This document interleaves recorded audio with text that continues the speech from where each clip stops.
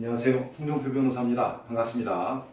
오늘은요, 법률행위의 해석에 대해서 공부를 할 건데요. 역시 시험에 많이 나오고 또 시험으로 출제할 수 있는 부분들이 굉장히 이렇게 좀 많은 부분입니다. 네. 오늘은요, 시험에 출제되었던 기출문제들을 분석해서 또 앞으로도 시험에 출제될 수 있는 내용들을 모두 다 말씀을 드리려고 합니다. 일단 예를 들어 볼게요. 레파토리를 아셔야 되는데요. 예를 들면 갑이라는 사람이요, 그한테 건물 매매 계약을 합니다. 건물 매매 계약. 그러면 갑은 건물을 판 사람이니까 매도인이겠죠? 을은 건물을 산 사람 매수인. 하면 매도인은 당연히 건물 매매 계약에 기해서 뭐를 줘요? 건물을 줘야 되겠죠? 다음에 매수인은 대금을 줘야 될 거예요. 근데 이제 어떤 그 부동산의 가격이 정확한 건 아니지만 대충은 시가가 요 정도 한다 이렇게 알 수는 있죠. 그러니까 지금 이 건물이요 대충 한 20억 정도 하는 그런 건물이에요. 근데 이제 갑이 이렇게 계약서에 표시를 하면서 갑의 의사는요, 의사 이렇게 적었어요. 이게 20억 정도 하는 건물이니까 조금 깎아서 19억 6천만 원을 받아야겠다. 19억 6천 이렇게 받을 생각이었었어요. 근데 정신이 나갔나 봐요. 어떻게 생각했는지 계약서에 표시라고 적었습니다. 이 19억 6천에서 2를 빼고요. 9억 6천 이렇게 표시를 한 거예요. 그러면 상대방 입장에서는 20억짜리 건물인데 이걸 9억 6천에 파네 이렇게 생각할 거 아니에요. 자, 다시 한번 레파토리를 생각해 보세요. 이런 일이 충분히 있을 수 있죠. 건물 매매 계약을 하면서 실제 생각은 19억 6천을 받을 생각이었는데 이걸 빠뜨린 거예요. 그래서 계약서의 표시는 9억 6천이라고 이렇게 표시를 했다. 이런 의사 표시를 했다. 이런 의사 표시를 한 사람이 갑이에요, 을이에요? 갑이죠. 그러면 이 의사 표시 부분에서 용어를 맞춰서 바꿔버리면 이 갑은 표의자예요. 이런 의사 표시라는 표의자. 그럼 을은 상대방이 되는 겁니다. 그럼 지금 표의자의 의사랑 표시가 일치하지 않게 됐잖아요. 이런 의사 표시가 있을 때 지금 이런 법률행위를 했는데 이걸 한번 해석을 해보자. 해석으로 한번 해결을 해보자. 이런 것들을 법률행위 해석이라고 하고요. 법률행위를 해석할 때 어떤 방법으로 해석할지에 대해서 그 해석 그 시각이 세 가지가 있습니다. 세 가지가. 그래서 지금 이게 누가 봐도 20억짜리 건물인데 이걸 어떻게 9억 6천에 파냐? 이건 뭔가 잘못 표시한 거 아니냐? 즉, 요 표의자 입장에서 봐서 표의자 입장에서 봤을 때는 자기 의사가 중요한 거예요. 표시가 중요한 거예요. 생각해 보세요. 표의자 입장에서는 자기 의사가 중요해요. 표시가 중요해요. 표시는 잘못한 거잖아요. 그러니까 내가 원래 생각은 19억 6천을 받을 거였어. 이렇게 표의자의 원래 의사 이 원래 의사를 법률적으로 뭐라고 표현하냐면 내심상의 이게 칸이 부족하니까 좀 지우고요. 내심상의 효과의사.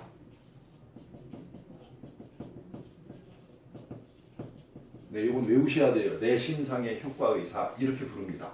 내심상의 효과의사.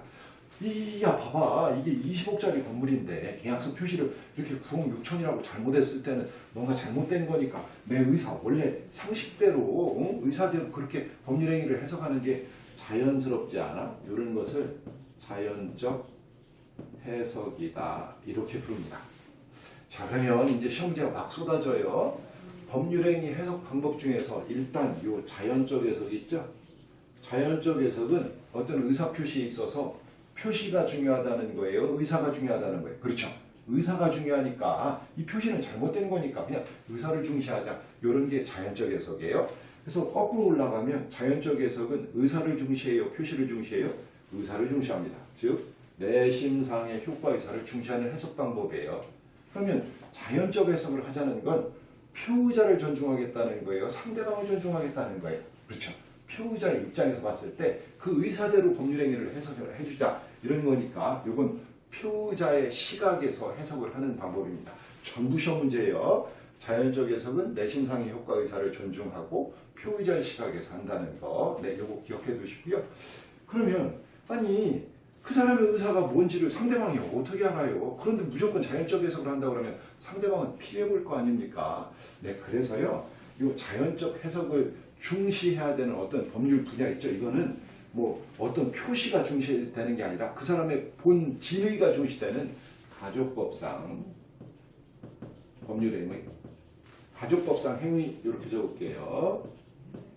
가족법상 행위는 뭐 표시가 어떻게 됐든 그게 중요한 게 아니죠. 진짜 당사자 의사가 중요하죠. 그리고 뿐만 아니라 상대방을 아예 고려할 필요가 없는 경우, 즉 상대방 없는 법률행위, 상대방 없는 법률행위, 예컨대 상대방 없는 단독행위 이런 거 있죠. 이런 경우에는 전형적으로 자연적 해석에 의하게 됩니다. 네, 그런데요, 아주 시험에 잘 나오는 것 중에 오표시 무해의 원칙이라는 게 있어요. 오표시 무해의 원칙. 네, 이거는 뭐 반드시 알아두셔야 되는 내용이고요. 판례 세부적인 내용까지 전부 시험 문제에 나왔었어요. 그러면 오표시 무해의 원칙이 기출문제로 어떻게 출제됐는지, 그리고 그 기출문제는 어떤 판례를 바탕으로 한 건지를 여기다 설명을 드릴게요. 예를 들면 갑하고요, 을하고 토지매매 계약을 합니다. 토지매매. 이 갑은요, 전에서부터 이 갑은 땅이 여러 개가 있어요. A 토지, B 토지, C 토지, D 토지 이렇게 땅 부자예요, 땅 부자. 근데 갑하고 을은 전에서부터 야 내가 이 땅 팔을게 했더니 그래? 그럼 그 땅을 내가 살게. 서로 이렇게 해요. 의사가 합치가 됐었습니다. 의사 합치돼서 A 토지. A 토지를 사고 팔겠다. 서로 의사가 합치됐어요. 그런데 야 그럼 계약서를 쓰자. 그래서 계약서를 쓰는데 지번 있죠, 지번. 뭐 토지 같은 경우는 969번지 뭐 이런 식으로 표현이 되잖아요. 그런데 지번에 착각을 일으켜서 표시를 엉뚱하게 표시 이렇게 적었어요. B토지라고 표시가 됐고요. 이거를 등기를 을한테 넘겨줄 때까지 모르는 거예요. 그래서 B토지 등기 이렇게 넘겨준 거예요. 용어 정의를 마저 해보면 요 갑이 토지를 판 매도인이죠. 그 다음에 을은 토지를 산 매수인이죠. 매수인 이렇게 적었습니다. 그러면 제가 한번 여쭤볼게요. 지금 레파토리를 쭉 들어보시니까 갑이 팔려고 했던 토지가 어떤 토지죠? 그렇죠. A토지예요, A토지. 그럼 이제 을로 가볼게요. 을이 처음부터 살려고 했던 토지가 어떤 토지죠? 그렇죠. A토지죠. 왜냐하면 당사자 간에 서로 의사가 합치됐으니까 A토지를 사고 팔기로 합치가 됐으니까 표시, 계약서의 표시는 B토지라고 표시가 돼 있고 또 등기까지도 B토지 등기가 매수인 앞으로 이전이 됐지만 이게 뭐가 중요해? 이 표시가 이렇게 되면 하나도 안 중요하고 이게 무효다 이런 뜻입니다. 그러면 이렇게 표시, B토지라고 표시돼서 B토지 등기가 매수인 앞으로 넘어갔더라도 이것도 전부 무효가 되는 거예요. 그러면서요, 계약은 처음서부터 의사가 합치된 요 A토지 있죠? 요게 유효라고 적었습니다. 유효한 것이고 잘못 표시된 요 B토지 있죠? 요건 처음부터 요 계약은 무효고요. 무효고 B토지 등기 이전된 것도 무효다. 그러면 그래도 계약서에는 B토지라고 표시가 되어 있는데 계약을 새롭게 체결해야 될 거 아니야. 그건 아니다. 판례가 이렇게 왔습니다.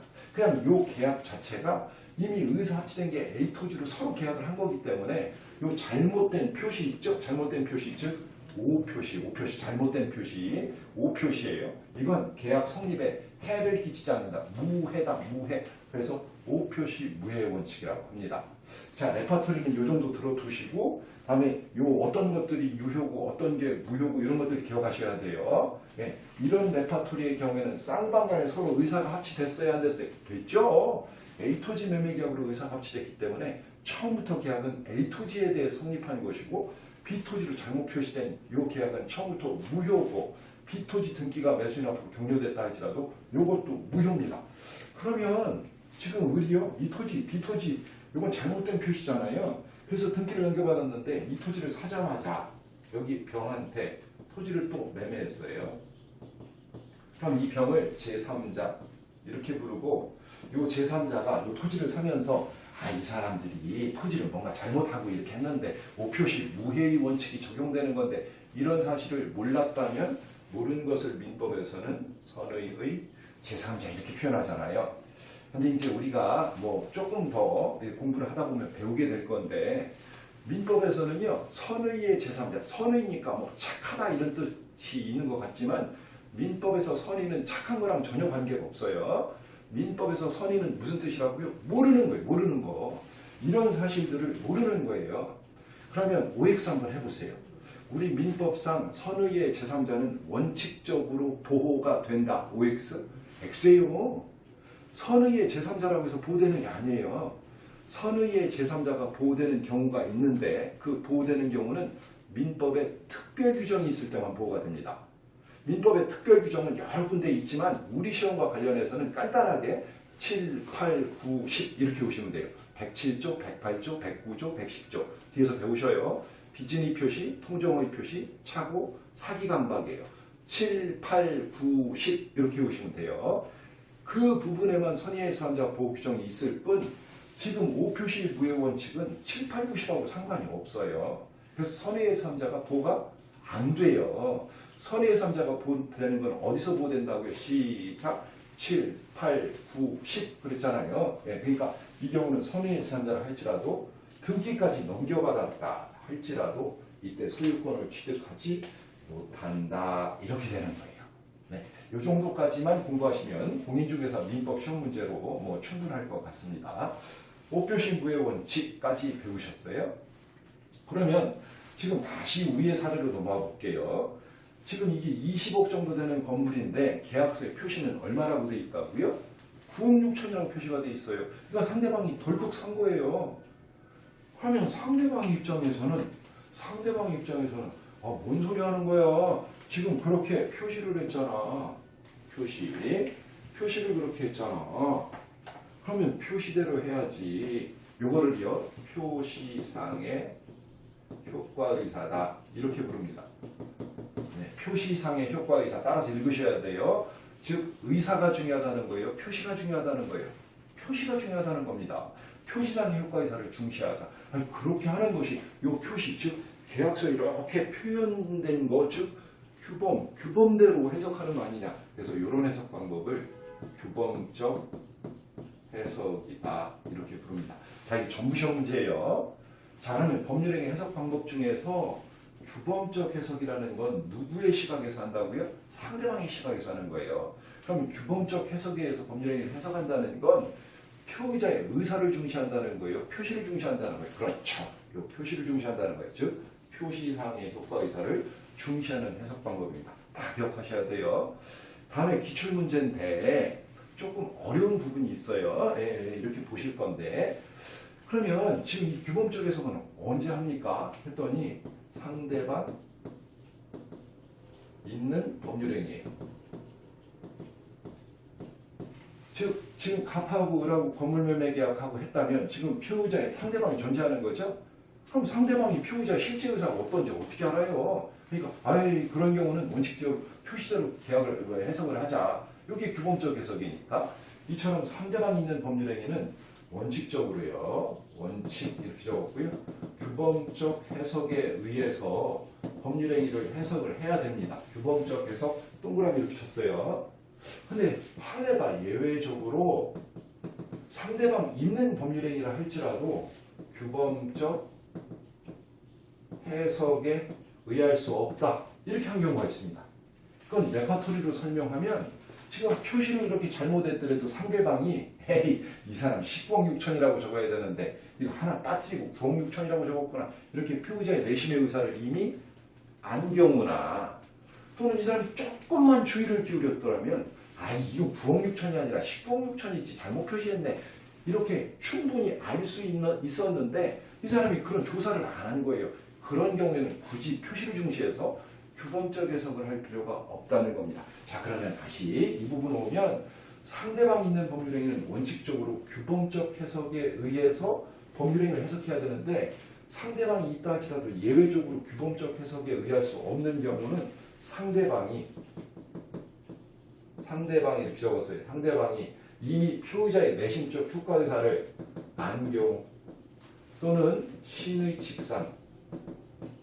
신의 측은 상식이다 이렇게 생각하시면 돼요. 신의 직상 요구되는 배려를 하지 않아서 피우자의 내심의 의사를 알지 못한 경우, 즉 상대방이 전혀 신경을 안 썼다는 거예요. 신의 직상 요구되는 배려를 하지 않아서 피우자의 내심의 의사를 알지 못한 경우, 이거는 시험에 여러 번 나왔어요. 예? 다시 한번 쫓아보세요. 상대방이 있는 범죄는 원칙적으로 무슨 해석? 규범적 해석. 근데 예외적으로 상대방이 있다 할지라도 규범적 해석을 할 수 없는 경우가 언제라고요?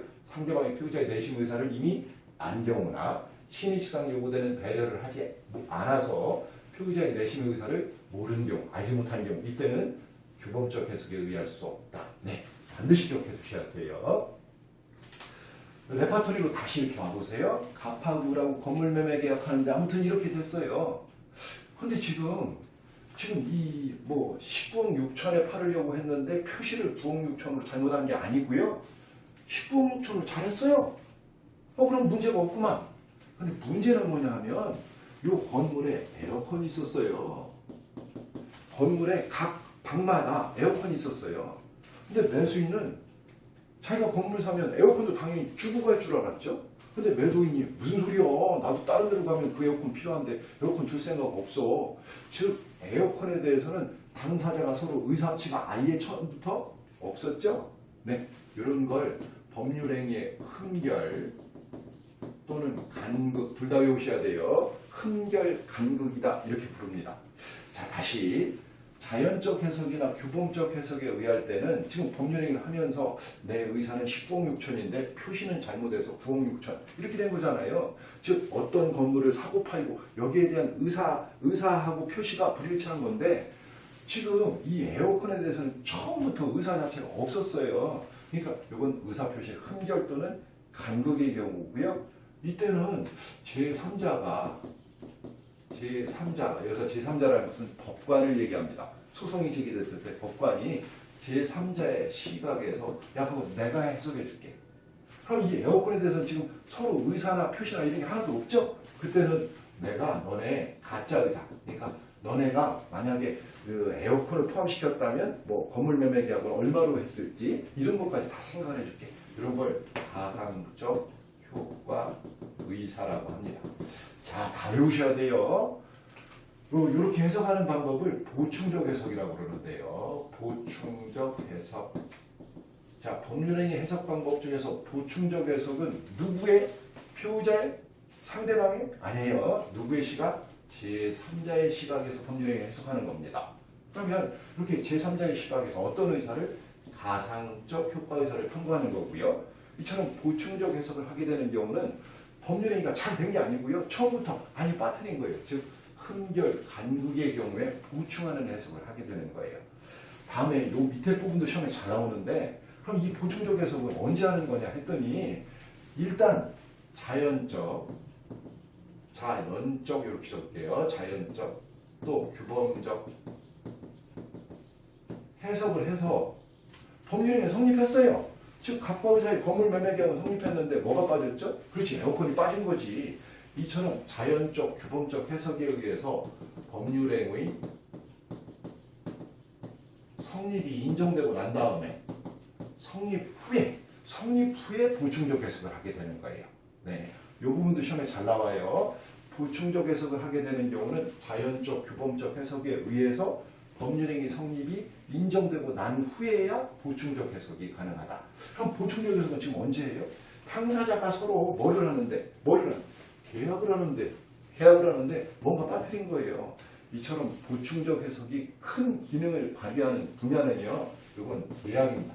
계약에서 큰 기능을 발휘하게 되면 이것도 시험 아주 잘 나와요. 네, 보충적 해석이 기능을 발휘하는 분야는 계약이라는 거. 네, 이렇게 기억해 두시고요. 자, 이와 관련해서 제가 판례 한 2가지 정도만 말씀을 드릴게요. 시험에 이미 기출문제로 나왔던 거예요. 자, 예를 들어 볼게요. 예를 들면 갑이요. 너한테 임대차 계약. 갑이 임대인이에요. 너는 임차인. 근데 임대차 계약을 하는데 실제로 이렇게 법률 문제가 발생하는 경우를 보면 을이라는 사람이 계약서를 딱 써요. 그럼 행위를 하는 사람이죠. 행위자 이렇게 적을게요. 행위자.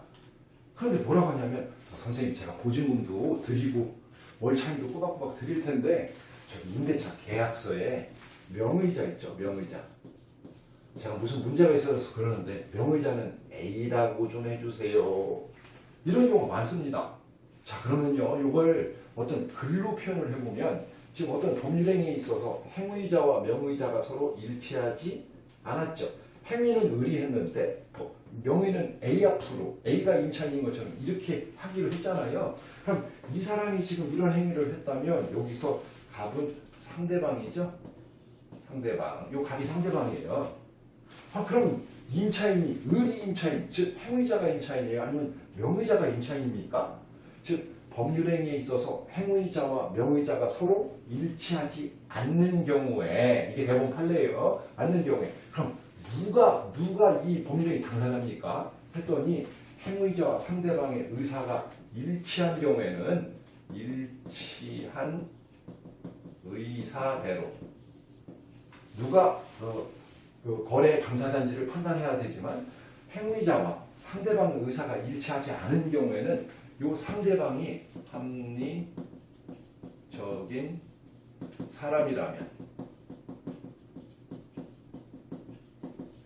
합리적인 사람이라면 이렇게 적었어요. 그래서 이 판례 전체 이름이 합리적인 사람이라면 판례고요. 이 상대방이 합리적인 사람이라면 행위자와 명의자는 A죠. A. 행위자 을과 명의자 A 중 누구를 당사자로 했을지 여부에 따라서 판단을 해야 된다. 이렇게 판결을 내렸는데 그러면 을하고 A 중에서 누가 지금 당사자라는 거예요. 그건 몰라도 돼요. 우리가. 네. 시험 문제는 여기까지만 됩니다. 이처럼 행위자와 명의자가 일치하지 않은 경우에는 원칙적으로 어떻게 해요? 상대방과 일치한 의사가 있다면 그 일치한 의사에 의해서 법률의 당사자를 판단하고 일치하지 않은 경우에는 상대방이 뭐라고요? 합리적인 사람이라면 이게 합리적인 사람이라면 판결이에요. 제가 나중에 유튜브 강의로 판례 강의까지 지금 계획에는 할 계획이거든요. 네, 그때 반드시 다시 또 다루게 될 그 판례입니다. 이 판례 이름이 뭐라고요? 합리적인 사람이라면 판례예요. 자, 예를 하나 또 들어볼게요. 예를 들면 갑이요. 을로부터 돈을 이렇게 받습니다. 1억. 이 사람이 을한테 받을 돈이 사실은 2억이에요. 그런데 이 을이 야 영수증 좀 써줘. 영수증. 이 갑이 을한테 얼마 받을 게 있다고요? 2억이라니까 2억. 그런데 1억만 갚으면서 야 영수증 좀 써줘. 그렇지 않으면 돈 안 줄 거야. 영수증에 총완결이라고 써줘. 이 판례 이름이 총완결 판례입니다. 총완결이라고 써달라니까 갑이 할 수 없이 1억이라도 받으려고 총완결이라고 써줬어요. 원래 받을 게 얼마라고요? 2억이라니까요. 근데 총완결이라는 건 다 받았다는 뜻 아니에요. 그러면 지금 2억 받아야 되는 사람이 1억만 받고 총완결이라고 이렇게 표시를 했다면 이 표시는 당연히 무효다 OX 아니라는 거예요. 표시를 중시해야 되기 때문에 이렇게 총완결로 표시된 거는 유효다. 네, 유효 기억하시면 돼요. 자, 우리는요 이렇게 해서 판례까지 다 다뤄봤습니다.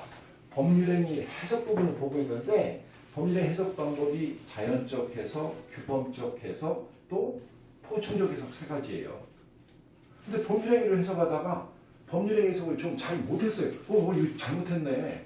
자, 그러면 이 법률행위 해석이요. 법률 문제다. 이게 대법원의 태도인데요. 다음에 조금 이해가 필요해요.